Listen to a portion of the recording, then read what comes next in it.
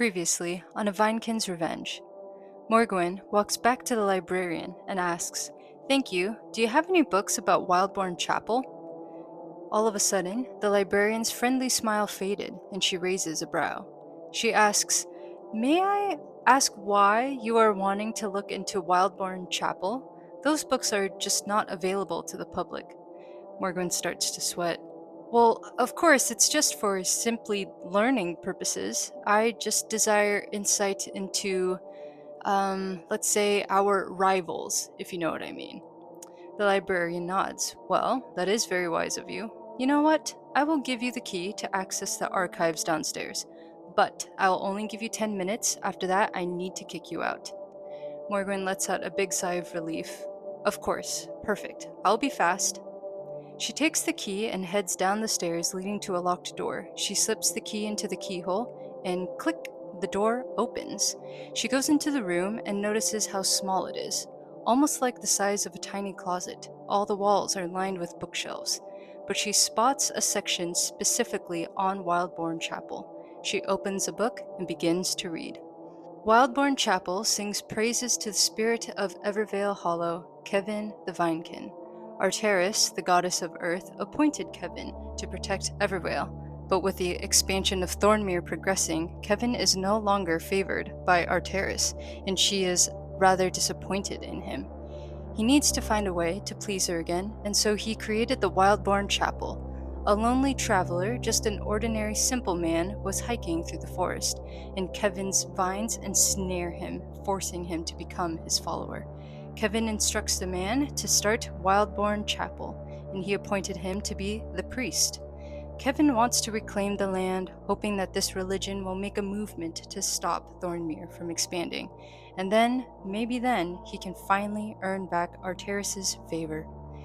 Morgwen turns the next couple of pages and finds an image of a man getting entangled, and below it reads the words, "Vineamorphosis, the transformation of a human into a Vinekin entity. Kevin, the spirit of the forest, has the ability to turn his followers into Vinekins. Only on the stone thorn-bound altar of Evervale Hollow is Vineamorphosis known to occur, a rare communion of flesh and vine to become one with Kevin and his vines. Traveling through the forest to locate the altar is difficult. The wooden path constantly changes at night. It's sort of a protective mechanism Kevin does to guard his home." "Oh shit," Morgan says to herself. "What if Kevin is getting more and more aggressive? I need to know his next move. I need to check out Wildebourne Chapel tonight." Hello adventurers, it is I, SOOOO Adventure, and welcome to my YouTube channel. And I hope you enjoyed that little snippet of what has been happening so far in my CAIRN campaign of Vinekin's Revenge. So that was part 6/7, I guess. So now we are going into part 8. So where we left off is Morgwen just kind of finished her research at the library in Thornmere, and now she wants to go explore the Wildebourne Chapel here at night, because she has been doing her research and read a few passages that there have been some, I guess, there have been some concerning things about Kevin and possibly what he is capable of. You have heard the term Vineamorphosis, and so I think Morgwen is starting to get worried that he might be wanting to like build an army or something of Vinekins, possibly to take over Thornmere, and so she is going to be visiting a Wildebourne Chapel, and then I think maybe we'll see if she's up for it, but I do want her to explore the Evervale Hollow. But I think what is going to be difficult is the path moves at night, and so it definitely will look different than what she has remembered last time she was there. And so I think like the location of the stone altar is going to change. or maybe not the location itself, but I guess like the way to like get there will be different since the forest path changes. So I think she will definitely keep in mind that the stone altar that Felix over here found and the pond, those are going to be two landmarks that she'll keep in mind to try and to possibly find Graf, the missing blacksmith. So she has a few things that she wants to kind of do tonight. Look into Wildebourne Chapel and maybe find Graf and where he is. So now we are going to be starting part 8 now, which is crazy. Okay, so it is part 8, and we'll probably say, oh yeah, so I wrote here 6 p.m. Yeah, so yeah, we'll say it's like what, 6:30 or so, and she makes it to Wildebourne Chapel. So yeah, so we'll say here this is turning point 7 now, and I'd say it's definitely a development. And so we'll say now it's like what, 6:30. Yeah, so now it is nighttime. Yeah, so we are gonna roll on the theme table here and kind of see what is gonna happen in the next scene. So actually, let's flip this over. There we go. So we're gonna see which theme it's gonna be this time. So we shall roll. Okay, so we got a 9, which is mystery. Alrighty. Okay, so the theme is gonna be mystery. And let's see here. We are gonna roll on the plot point table to see what the scene is gonna be like here. So we have an 86. So this will be under mystery. So 86 here.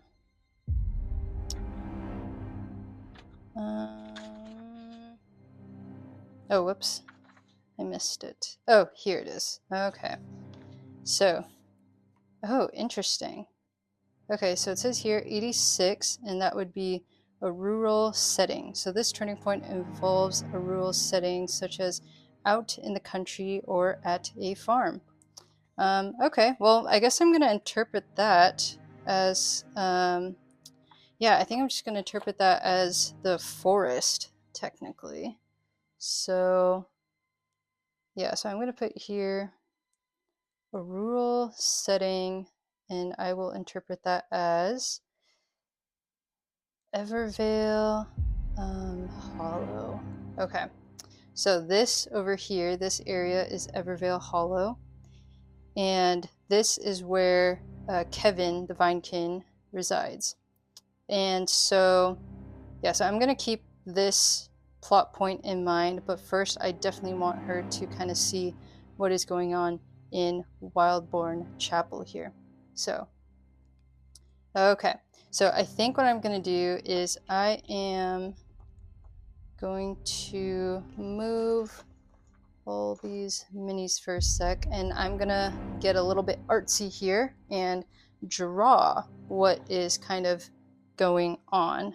Oh, and I really wanted to show really quick kind of an art project that I'm doing of Vineamorphosis. It's not done yet, but this is kind of the process of how I'm imagining Vineamorphosis. So as you can see, Kevin's vines, he is slowly turning this human into a Vinekin.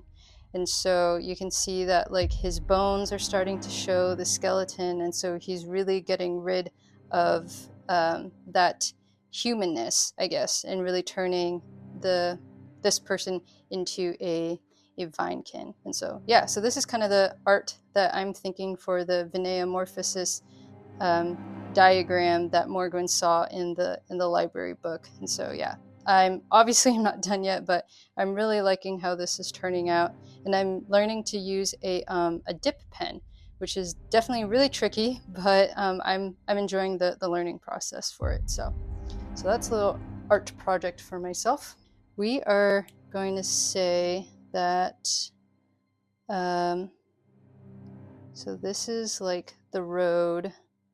So I would say like Morgwen is kind of coming up on this side, and then she's about to enter into the Wildebourne Chapel. So there will be a door, of course.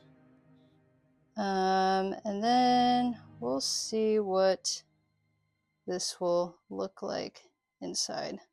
Okay, so here's the entrance to Wildebourne Chapel. And so I think what I'm gonna do, I think for sure, I don't need to roll on the table for this, but I know for sure there's definitely gonna be like an altar of some sort. Yeah, so there's definitely gonna be an altar here. And then there's probably gonna be maybe like pews or something. Yeah, we'll just draw. Yeah, we'll just go like this. Yeah, so there's definitely going to be some pews here for folks to sit. Okay, and I think that's all I want to do for now, and then the rest I will ask the fate chart. So maybe before she starts entering into the Wildebourne Chapel area, I do want to ask the fate chart if, let's see, if, whoops, there we go. I do want to ask the fate chart if there are maybe like windows along the side here. Like I'm thinking like stained glass windows or something with maybe like images or art kind of depicting Kevin and his vines, or maybe like Evervale like forest. And so I'm just going to roll on the fate chart really quick. So I'll probably say probably very likely. So we'll see, but we're at like 50-50 right now, but in the very likely section.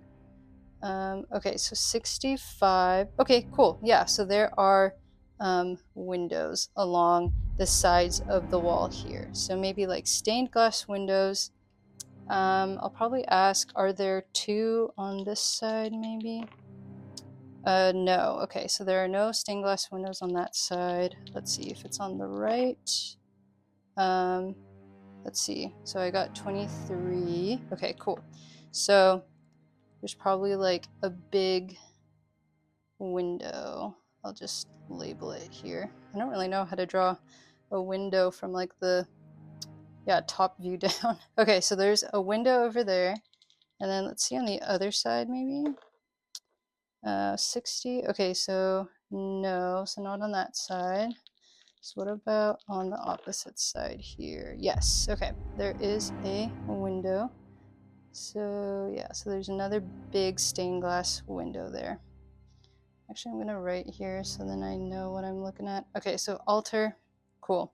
So she comes in, and I want to see if she will probably, I don't think she would go straight in. I definitely think that she would at least kind of check her surroundings. So let's ask the fate chart if there's like anybody like following her or something. What did I say? Oh, wait, yeah, I'm gonna say a 50-50. Okay, oh wow, so this is a 49. So that means that there is somebody like following her. Okay, so if there's somebody following her, I do want to ask the fate chart, is this somebody that she knows? Could be a 50-50 here. So let's see. 65. Okay, so no. Okay, because I was thinking, oh, what if it's like Felix or Salo or something? Okay, so no. She doesn't know who is following her. Okay. So let me see where this person is on this little like diagram here. So I want to say, is this person in the chapel? 66. Okay, so no. So that means he's like, this person is outside of the chapel. Okay, is this person like on the side of like the chapel building? 64. Okay, no. Okay, because I was thinking, what if the person's over here? Is this person like in the back here? Oh, 34. Okay, yeah, so there is somebody that is following Morgwen. So we will, or not exactly following her, maybe she just like sees her from like afar or something. Okay, so we'll use this mini. So there's somebody back here that is probably maybe like peeking around the corner or something, and then like seeing maybe like Morgwen on the side or something. Okay, so let's see, is Morgwen, yeah, so okay, so I think coming in she'll definitely be like cautious. So I want to say, I want to see if Morgwen is able to like detect like danger around her, or like somebody like following her. So I think for that I will do a willpower kind of roll. So we'll see, we have to roll under. Okay, so that was a complete fail. Okay, so this person definitely surprises her. Okay, so maybe this person is like approaching Morgwen now. So let's see if this NPC is like hostile, curious, kind, helpful. I don't know. So we'll see who this is. 11. Okay, kind. Okay, not bad. All right. So that means that this person is definitely not a threat at the moment. So that's good to know. Okay, so I'm gonna write here. So Morgwen, so PC visits the chapel. Okay. So, and then she's greeted by an NPC who is kind. Well, for now. Okay.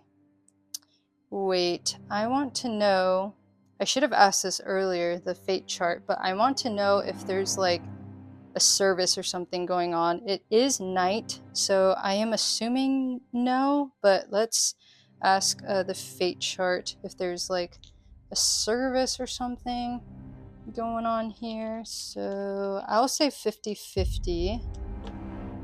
Okay, so 54. Okay, so no, there is no service going on. Okay, so that means that this chapel is empty except for this NPC here. Okay, so I want to know, oh yeah, so this is a new NPC, and I don't think Morgwen recognizes this person.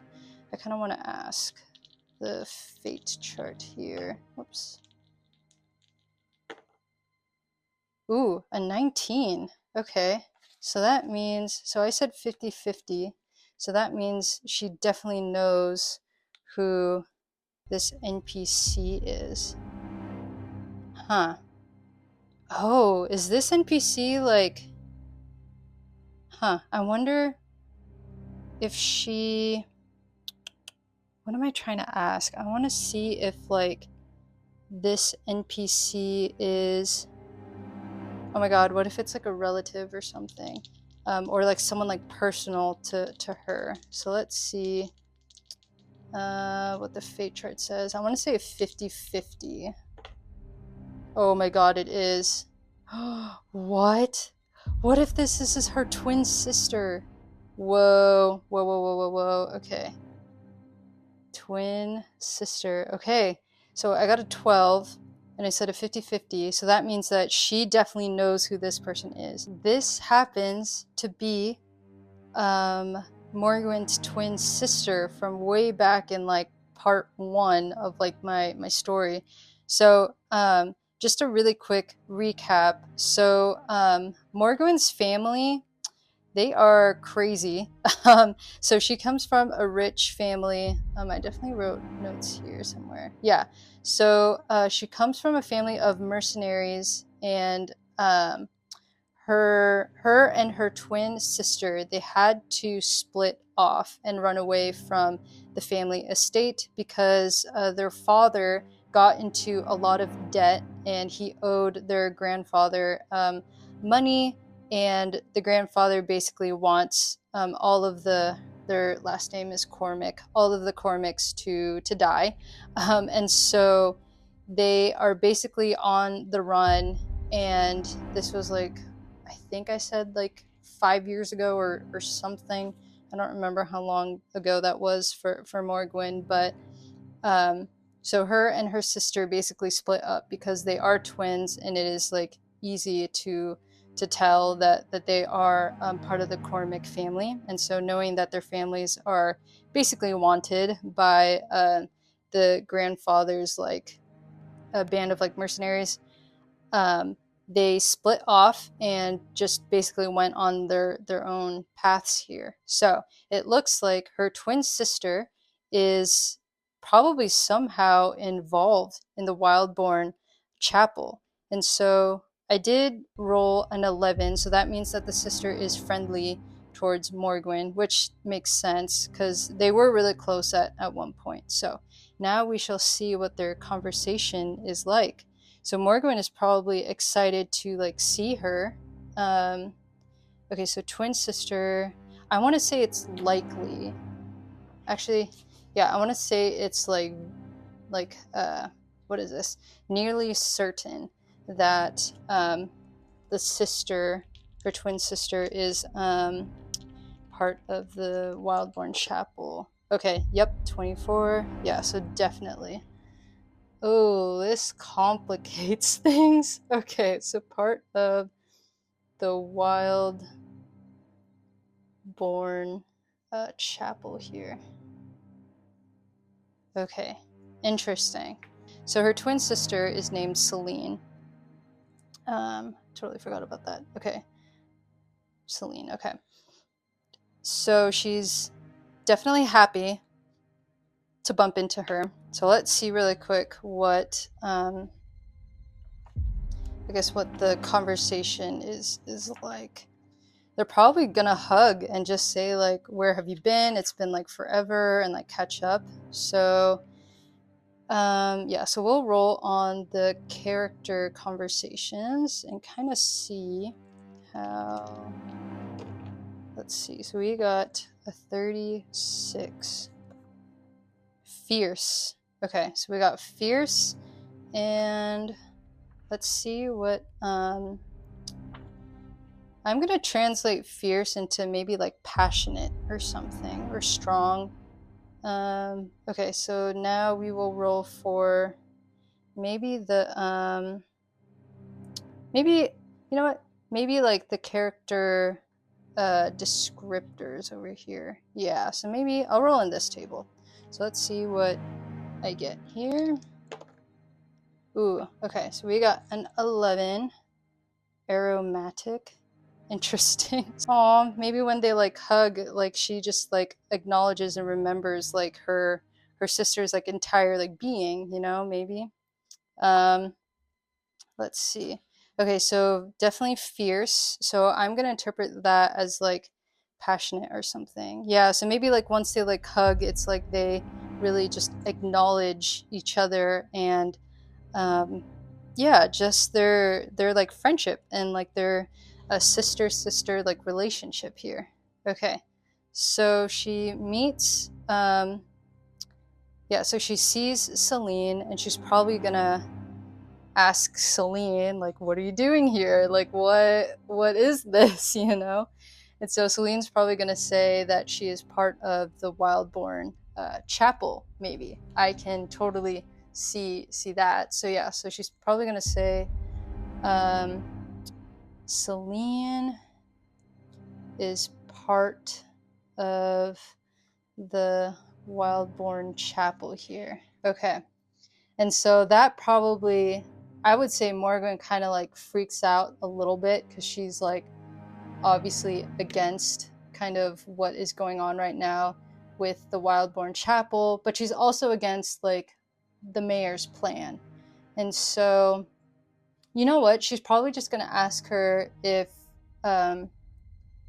they could like catch up and maybe take like a tour around the Wildebourne Chapel. Yeah, so I think like her sister, you know, they want to like catch up, and then they're gonna go on like a little tour around Wildebourne Chapel here. Okay, so I rolled on the table earlier that there is nobody around, so it's night, and I would probably say that Kevin's vines and such are like found around the walls of the chapel. Maybe like some are like through the windows or something. Yeah, I like the idea of that. Okay, so they're probably gonna go around, and Morgwen is definitely gonna ask Celine, so how did you, I guess, end up as a Wildebourne member? And so Celine, let's see, I want to see what Celine's motivations are. So this one will probably be kind of hard to like interpret here, but we'll see. So I'm gonna roll on the character motivations table, and we'll just see what we like come up with. If I have to re-roll something because it doesn't make sense, then I'll just do that. Oops, that was a poor roll. Okay, so we got 12. Interesting. Okay, so control. Let's see. So reasons, control is one. Let's see. What else? Okay, so we got a 95. Oh, and I guess success. Oh, okay. So maybe like for some reason the Wildebourne Chapel, okay, gives her like, maybe the Wildebourne Chapel gives her a sense of maybe like purpose or something. Yeah, interesting. So control and success. Okay. Maybe she's thinking like giving praises to Kevin will grant her success in life, and that like Kevin will reward her, I guess, for being a loyal and dedicated follower of Wildebourne Chapel. And so, yeah, and I think too, she's probably a, you know, now that I think about it, she probably is like a dedicated like follower. So yeah, I want to see. I'm almost just curious if there's like a chance that Morgwen could like convince Celine to like not be a part of Wildebourne Chapel, but knowing Celine and that she's a part of it, I want to kind of say it's like very unlikely that Celine would like convert back to being a non-follower of the church. So what is this? So we got a 64. Okay, yeah, so no. So that would mean that she definitely is a dedicated like follower of the church. Okay. Dedicated follower of the chapel. I'll just say of Kevin here. Okay. And so, okay, so they go around a tour over here, and she probably, I want to see if Morgwen notices anything, maybe like anything like odd or something, or maybe like she can see the altar and see if there's anything on the altar that would catch her attention. So let's see. I'll just ask the fate chart if there's anything on the altar, maybe like a relic or something. Oh, so that's a no.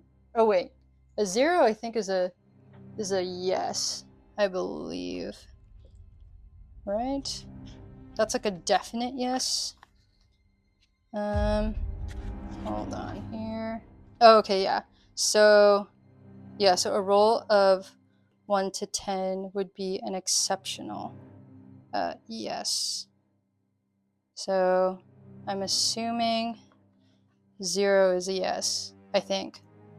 That is how I'm going to interpret it, because I know anything below a 50 is it a yes here? So yeah, I think that's how I'm going to interpret it. Okay. Yeah, I'm going to interpret it like that. Okay, yeah. So a 0 is a definite yes, that there is something on that altar that would catch Morgwen's attention there. So what is that something? Okay, so I'm going to use this table. So this is a Mega Dungeon OSR game, and they have like a really cool table here for relics. So I'm just going to use this table to kind of see what Morgwen sees on that altar there. And I have to roll a 2d6. So that's a 4 and a 4, so that's an 8. Okay, so something carved. Okay, and then we roll again. 4, 1, so 5. So a carved crown. Interesting. 6 plus 1 is 7. Fobbit. What is a fobbit? A mix between a fox and a rabbit? Okay, I don't know. I'm not gonna do fobbit here. Is fobbit like fox and rabbit or something? Yeah. Okay, we're gonna roll that part again because I don't like that. So 4. Elven. Okay, I mean, yeah, we'll go with that. So Elven, just because I also know that there are, I do remember Felix ran into some like wood elves in Evervale Hollow. So I feel like that's kind of fitting. Maybe the wood elves in Evervale Hollow, maybe they like created this crown or something. Okay, so she's probably, so Morgan's probably going to ask Celine, could you tell me the story behind this crown that is on the altar here? So let's see, is the crown, I think I want to say if the crown is related to Vineamorphosis. If you've read my blog, that is basically Kevin's process of turning turning a human into a Vinekin. So let's see if it's related to Vineamorphosis at all. Oh, that is another definite yes. Okay, so maybe this, okay, so maybe this crown is needed to, is needed for Vineamorphosis to occur. But if you remember in my blog, Vineamorphosis can only occur at the stone altar, which is over here in Evervale Hollow. So for you to successfully go through Vineamorphosis, you need that crown and you need to be on the altar in Evervale Hollow there. Okay, so this is kind of part of that mystery here, is maybe Morgwen is trying to understand Vineamorphosis and how that would kind of tie in with Kevin's like plans here. So I think Morgan wants to like ask about the priest. Yeah, maybe like ask Celine if she knows anything about the priest. And so, okay, so we will roll here. I want to say it's very certain that she knows kind of what's going on about the priest and his murder here. Okay, so this is a 69, and I want to say that would be like certain. Yep. Okay. So yes, she knows exactly like what's like going on with the priest and how like the priest was like murdered, etc. And so So she is probably going to say that the church, or sorry, she's going to say right now that the followers of Wildebourne Chapel are a bit lost because there is no priest right now that can communicate kind of what Kevin is like saying to his followers. So they're probably going to be appointing a priest. And actually, I kind of want to ask, would the appointment, maybe would the church want to appoint the priest maybe today or tonight? Okay, so 9, or what's it, 09? Oh, okay, so that's a yes.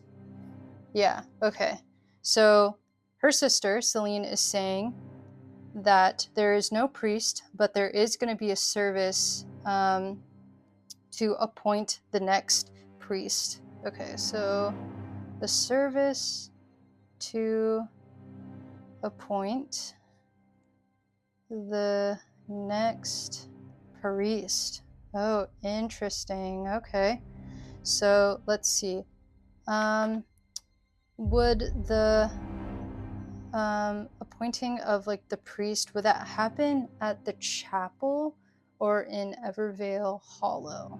So, okay, I'm gonna ask, will it happen in the chapel? Let's see, I guess that would be like a what, 50-50 here? Okay, yeah, so 03. So that would be a yes. Okay, so they will be appointing the priest at the chapel.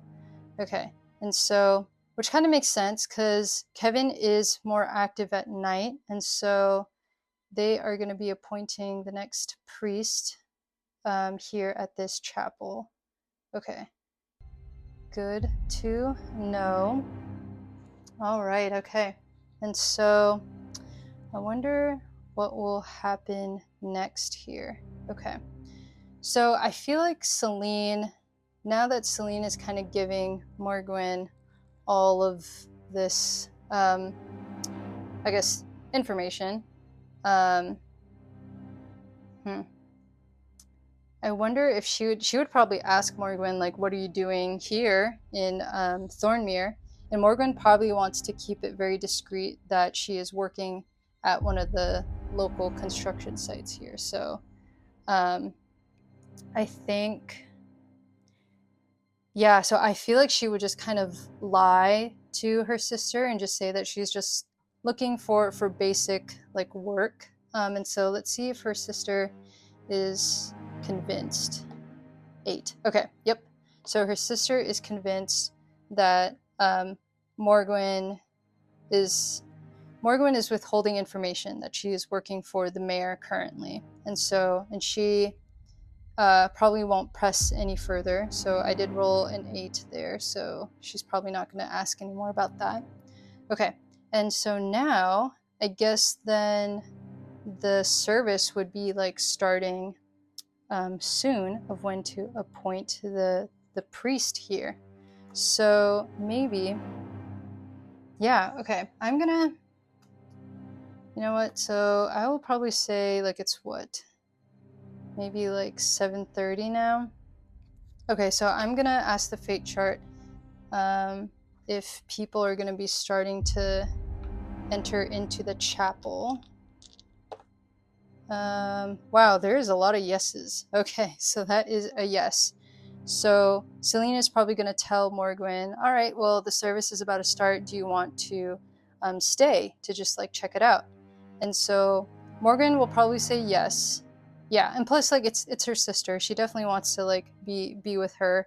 And so she'll probably sit in the back here with Celine, and people are going to be probably entering in to the chapel now. So we have here Martin, who was kind of singing and playing his lute about Kevin the Vinekin in part 1. So we're throwing it all the way back.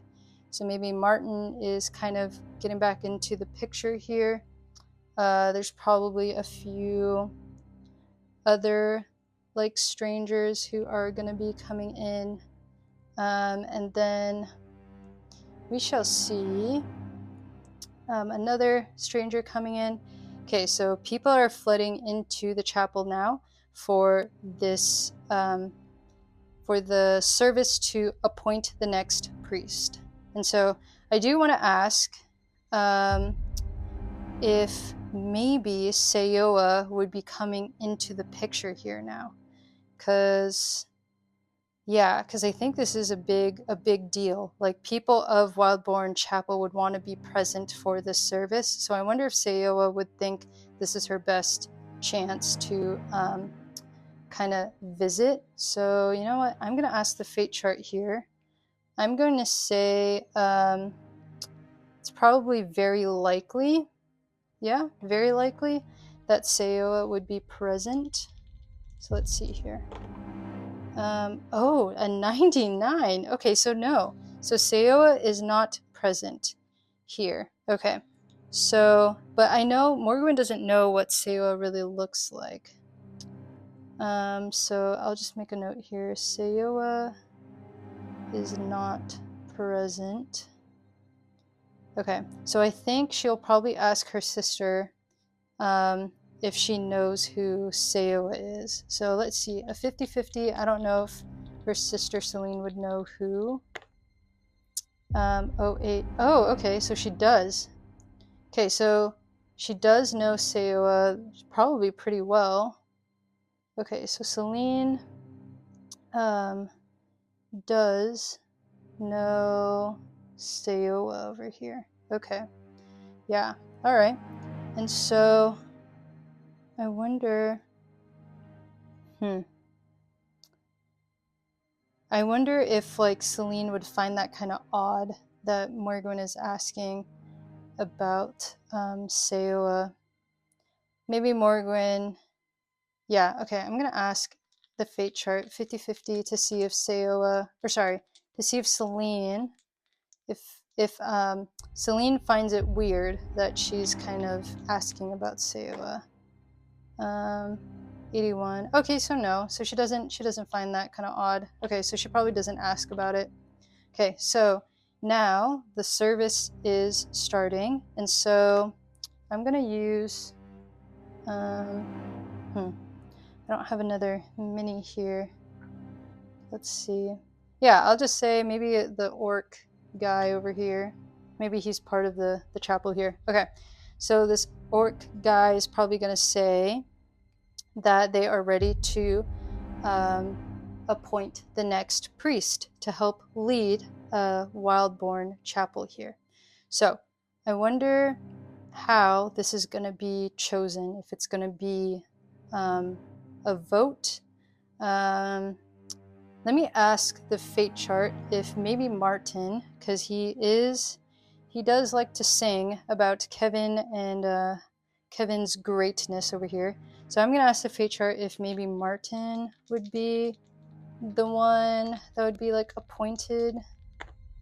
Oh, okay, a 44. Yeah, so I guess Martin would be kind of the one in up next to be the next priest here. So Martin to be a priest.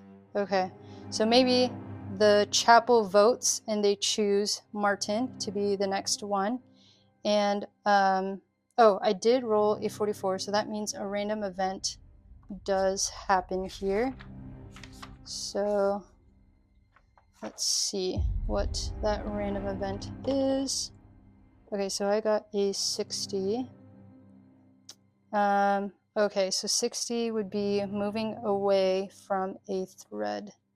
Okay, so let's see here. Okay, so maybe there is like a new kind of roadblock here. So we're gonna make a note here. Move away from thread. Okay, so maybe like some sort of roadblock here. I wonder if maybe perhaps, maybe like something is delaying the process here. So I'm gonna ask the fate chart if there's anything happening in the service that might prevent Martin from becoming the next priest. Whoops. Or, okay, so it says here, moving away from thread. So some sort of obstacle. Yeah. Okay, so something is happening that's preventing the service to continue. So let's see. Ooh, maybe Kevin is trying to speak to Martin here. Let's see. 51. Oh, okay, so maybe Martin can hear that Kevin is trying to speak to him, but maybe the communication is weak. So probably the orc and Martin are saying that they need to go to Evervale Hollow in order to speak to Kevin face to face, because maybe the communication or something through the vines are not strong enough. Yeah. So I think I'll be very certain that that's what's going to happen next. Okay, yep, 18. Yeah, so that is very certain. So I'll say communication between Martin and Kevin is weak. And so, oh, whoops, I forgot to write here. Yeah, is weak. And so maybe Martin and the orc agree that they do need to go to Evervale Hollow. Okay, so Evervale Hollow to continue the appointing of the priesthood here. Okay, Hollow to continue the service. All right. Okay, I think that's where I'm gonna leave it off for now. And so I would imagine that Celine is gonna tell Morgwen that she should come with her to check out the rest of the service and continue the service in Evervale Hollow. Okay, so we will be exploring Evervale Hollow next time then, but this was really interesting to kind of see how the Wildebourne Church is kind of functioning at night. All right. Okay. Well, thank you so much, adventurers, for joining me on this adventure through Evervale and Thornmere and just all the characters involved in A Vinekin's Revenge. Get ready for a blog update for this is what, part 8 now? Yeah, so get ready for part 8. I'm really excited to kind of see how their relationship kind of forms again. Their sister relationship here. But also knowing that they are twins, I'm also wondering if the Wildebourne Church, if they like acknowledge that they are part of the Cormac family or not. Yeah, so we shall see. I'm really excited to see how this will kind of play out. So yeah, all right, we'll get ready for a blog update for part 8, and I will see you next time.